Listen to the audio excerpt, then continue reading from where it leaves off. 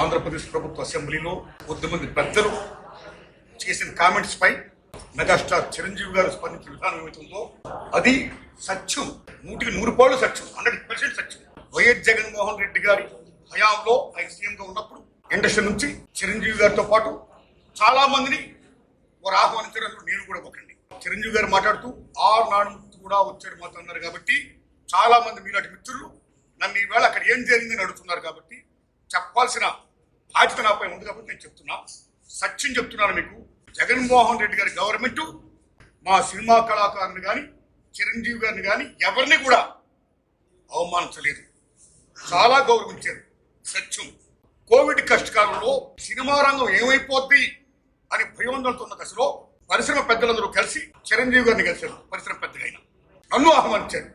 చిరంజీవి గారు స్వయంగా నాకు ఫోన్ చేశారు కూడా. అదే సంస్కారం. మనందరం ప్రభుత్వాన్ని కలవాలి, ప్రభుత్వం నుంచి మనకి ఏ సహాయ శాఖలు వస్తాయో మనం స్వీకరించాలి, మనం విన్నవించాలి అని చిరంజీవి గారు చెప్పడం, అందరూ మీటవడం చిరంజీవి గారి ఇంట్లోనే జరిగింది. ఆయన ఎవరు అవమానించారు, చాలా గౌరవించారు. మమ్మల్ని ఎవరు అవమానించారు, చాలా గౌరవించారు. అందరూ అక్కడికి వెళ్ళాము, సమస్యలను చెప్పాము. సీఎం జగన్మోహన్ రెడ్డి గారు సాంస్కృతికంగా స్పందించారు. పేరు నాని గారితో మాట్లాడి ఏం కావాలో మొత్తం తీసుకోండి అన్ని మనం చేద్దాం అని చెప్పారు. ఇది జరిగిన సత్యం.